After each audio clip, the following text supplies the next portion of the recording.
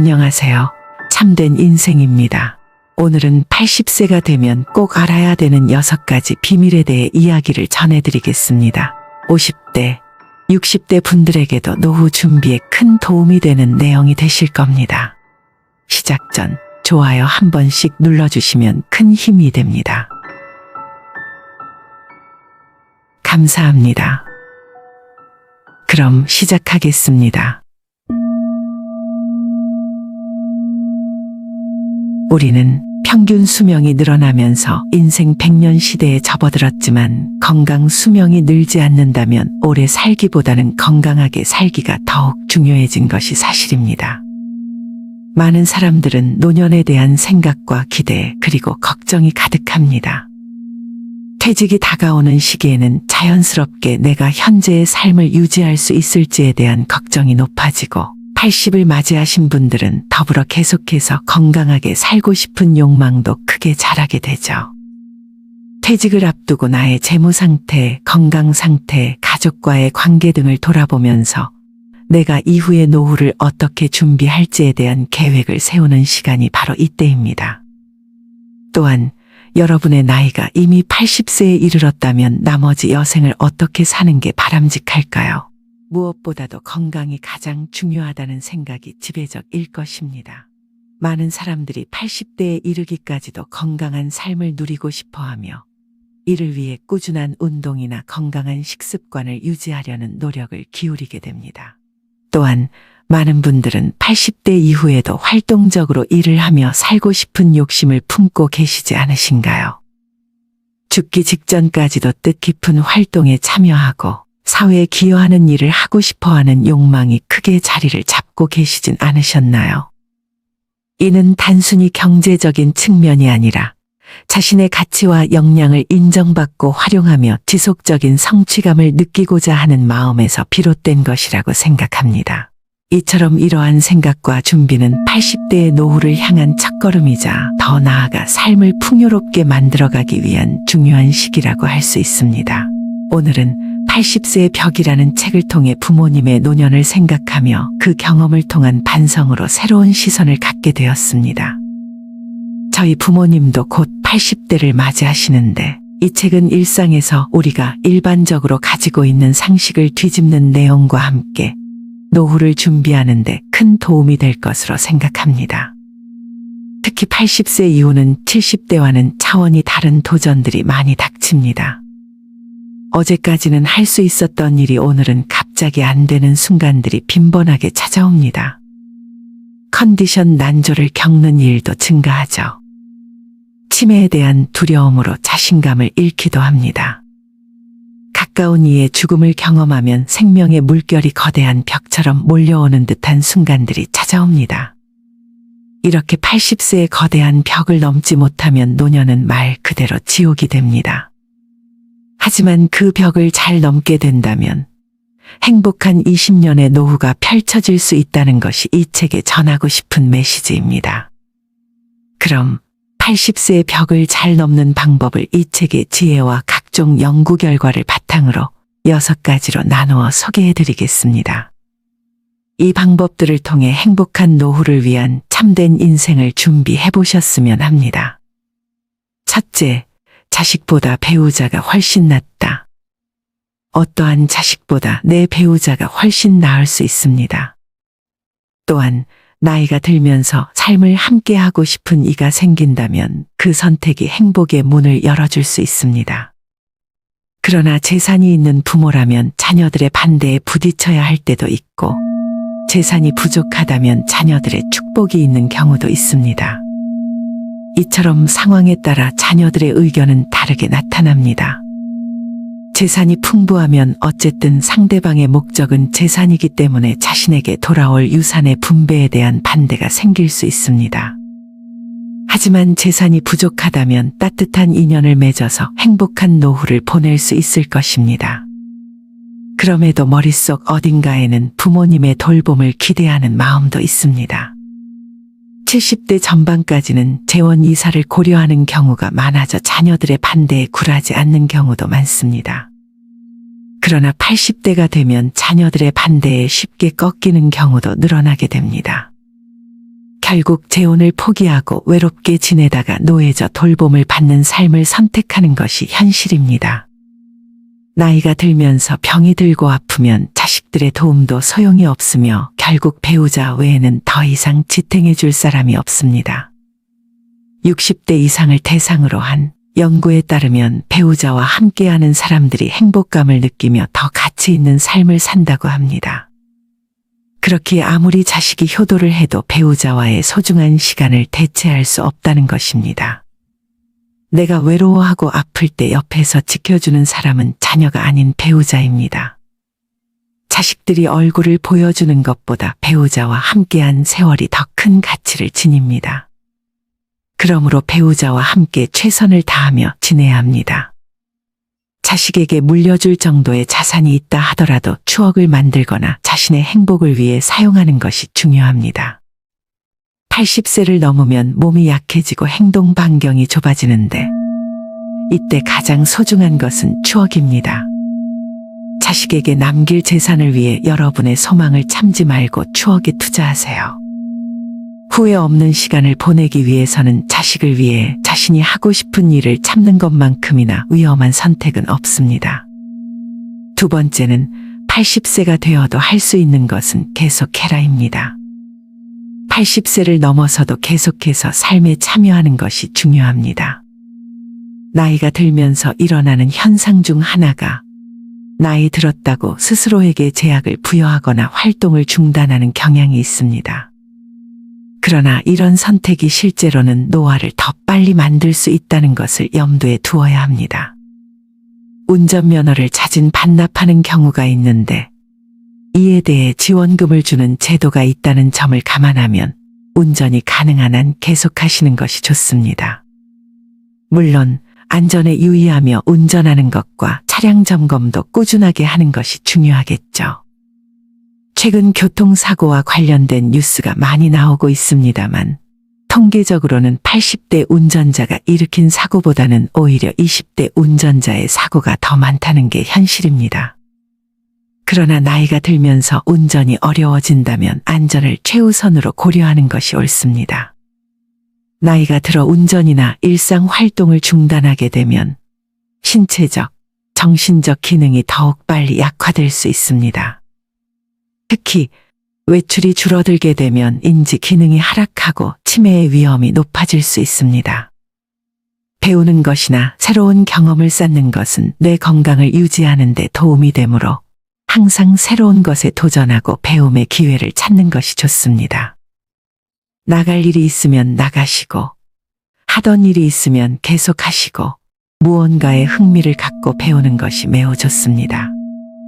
노후에도 지속적인 배움은 건강한 노후 생활을 위한 핵심 중 하나입니다.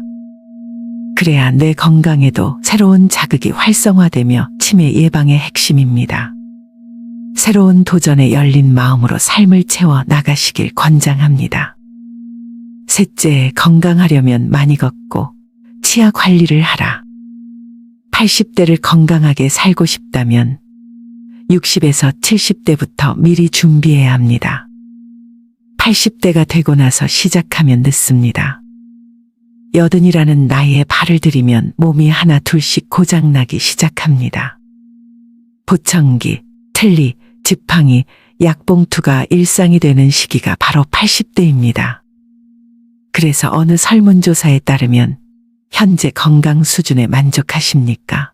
라는 질문에 매우 만족한다고 응답한 80대는 전체의 14.5%에 불과합니다. 오히려 만족하지 못한다는 부정적인 대답이 21.5%로 더 많았죠.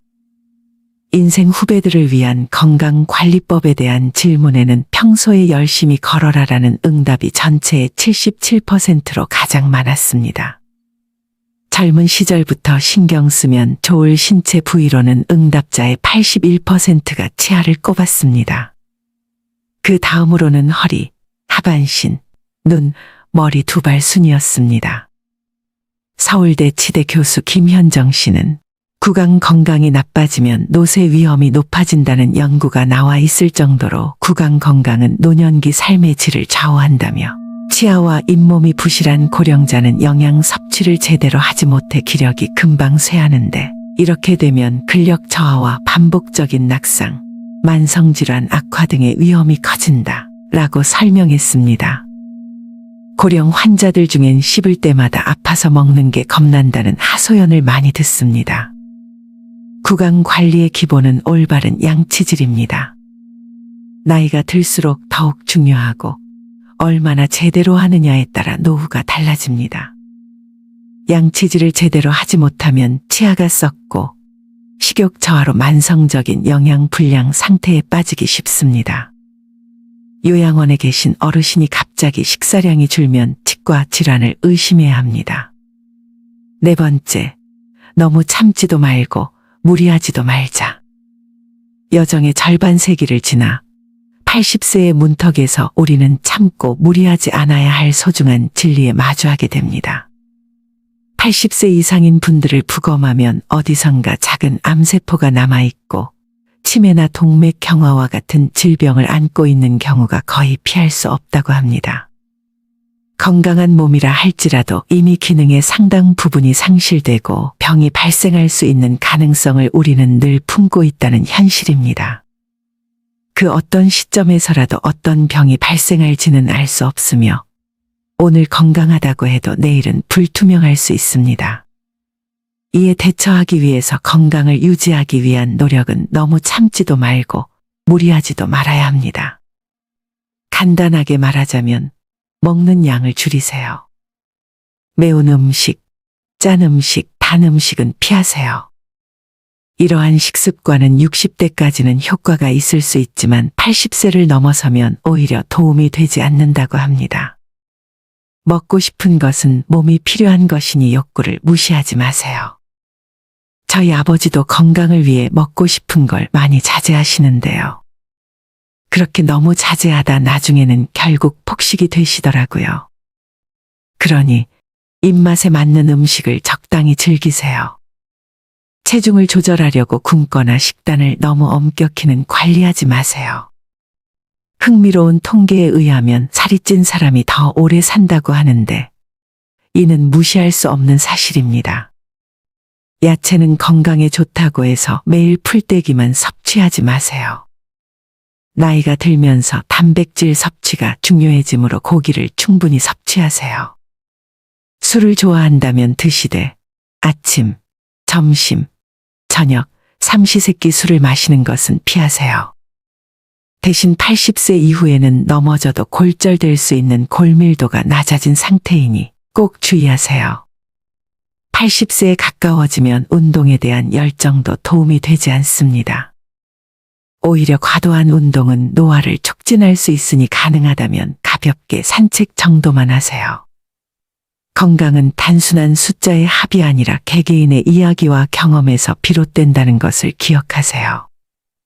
전문가와의 상담을 통해 자신만의 건강한 미래를 계획하는 것이 중요합니다. 작은 변화가 여러분의 노후에 새로운 의미를 부여하고 더 나은 삶의 가치를 맞이하게 될 것입니다. 넷째, 자신과 가장 잘 맞는 의사를 찾자. 자신과 잘 맞는 전문 의사를 찾는 것은 80세의 벽을 넘기 위한 핵심입니다. 어떤 의사를 선택해야 할지 판단하는 가장 손쉬운 방법 중 하나는 약에 관한 대화입니다. 약은 본래 몸 상태를 개선하는 데 목적이 있으므로 처방받은 약을 먹고 몸이 좋아진다면 이는 좋은 의사의 지표입니다. 좋은 의사는 환자의 의견을 존중하며 환자가 몸 상태를 어떻게 느끼는지를 고려합니다. 교과서적인 수치와 검사 결과만을 믿지 않고 환자의 실제 경험과 느낌을 주시하는 의사일수록 신뢰할 만합니다. 의사가 환자를 섬기는 자세도 중요합니다. 환자의 이야기를 정확히 듣고 이해하는 의사는 환자에게 신뢰감을 주며 의사와 환자 간의 소통을 원활하게 합니다. 좋은 의사는 환자의 질문에 성의껏 답하고 환자가 이해하기 쉽도록 친절하게 설명해 줍니다. 환자와 의사는 투병과 치유의 동반자로서 함께 나아가야 할 길에 발을 맞추어야 합니다. 그러므로 의사의 자세가 상호 간의 신뢰와 협력을 기반으로 해야 합니다. 80세를 넘기면서 의사를 선택할 때는 나만의 노후 계획과 이를 이해해주고 지원해줄 의사를 찾아야 합니다. 상황에 따라 다양한 선택지가 필요하고 의사는 환자가 더 나은 노후를 계획하고 살아갈 수 있도록 도와야 합니다. 나와 맞지 않는 의사를 만나면 진료 중 불편함을 느낄 수 있으며 그렇게 되면 의사와의 소통이 원활하지 않아 지치고 힘들 수 있습니다. 이러한 이유로 조금 더 젊은 시기에 나만의 명의를 찾아볼 필요가 있습니다. 50대, 60대에 해당하는 시기에 병원을 찾아다니면서 의사와의 궁합을 테스트하는 것이 중요합니다. 나만의 몸과 노후를 생각하며 의사를 선택하는 것이 행운의 시작입니다. 5번째 방법은 최소한의 약을 복용하라입니다. 나이가 들수록 각 부위에서 느껴지는 불편함이 늘어납니다. 그러다 보면 여러 전문과에서 진료를 받게 되는데 각 과에서 처방받은 약들을 복용하다 보면 많은 양의 약을 복용해야 하는 상황이 발생할 수 있습니다. 예를 들어 혈압이 높다면 순환기 내과에서 혈압 강화제를, 혈당치가 높다면 내분비 내과에서 다른 약을 처방받게 됩니다. 이러한 중복 약 복용은 위장약 등이 함께 복용될 경우 위험성이 커집니다. 이로 인해 장염이나 폐렴과 같은 문제가 발생할 수 있습니다. 특히 고령자일수록 많은 약을 함께 복용하면 문제가 발생할 확률이 높아집니다. 모든 약을 그만 먹을 수는 없겠지만 필요한 약들만 최소한으로 복용하는 것이 중요합니다. 약의 사용은 필요할 때 필요한 약만큼만 하는 것이 올바른 사용 방법입니다. 머리가 아프면 두통약을, 위가 아프면 위장약을 필요할 때만 복용하는 것이 중요합니다. 모든 약이 오래 살기 위한 필수 조건은 아니며 오히려 과도한 약 복용은 독이 될 수 있음을 명심해야 합니다. 또한 많은 분들이 잘 모르고 계시는 것이 영양제는 약이 아닌 보조식품입니다. 건강기능식품인 것입니다. 영양제를 장기간 복용하는 것이 정말 효과가 있는지에 대해 의학계에서도 확실히 파악된 결과가 없다는 사실을 꼭 명심하시길 바랍니다. 마지막 6번째, 건강검진을 받지 말자. 80세의 문이 다가올 때 건강검진은 앞으로의 여정을 설계하는 첫걸음이 될 수 있습니다. 건강검진에 대한 접근은 개인의 상황과 의사 결정에 따라 다를 수 있습니다. 그러나 단순한 숫자와 측정 지표만으로 건강을 평가하는 것은 지나치게 간단한 관점입니다. 검진 결과가 비정상적으로 나왔다고 해서 즉각적인 의료 조치를 취해야 할 필요는 없을지 심사숙고해야 합니다. 80대의 암 진단을 받은 경우 수술로 즉각적인 해결을 선택하는 경우가 많습니다.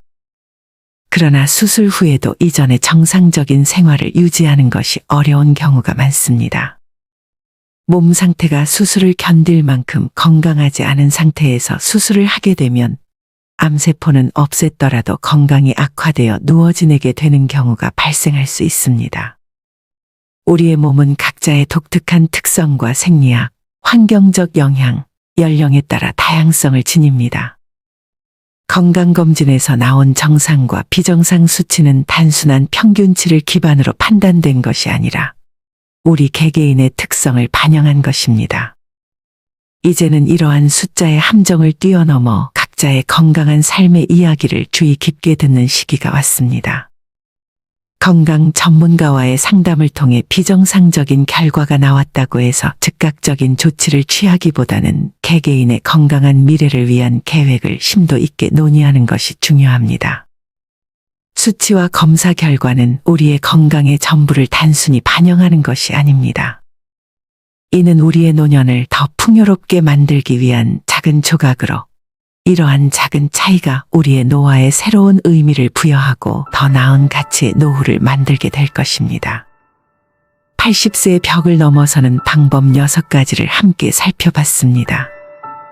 그러나 80세가 되면 더 이상 가리지 말고 자유롭게 살아가는 것이 중요합니다.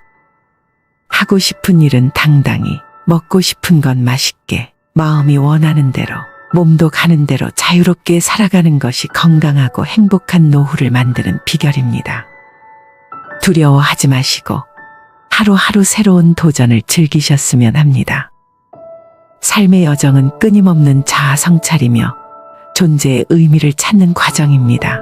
이 영상을 시청하시는 모든 분들의 건강과 행복한 삶, 그리고 참된 인생을 바라며 이상으로 마치겠습니다. 더 나은 내일을 향한 여정에서 함께 해주셔서 감사합니다. 앞으로도 더 좋은 영상으로 찾아뵐 테니 구독과 좋아요, 알림 설정은 더 나은 영상 제작을 위한 큰 힘이 됩니다. 꼭 한 번씩 부탁드립니다. 감사합니다.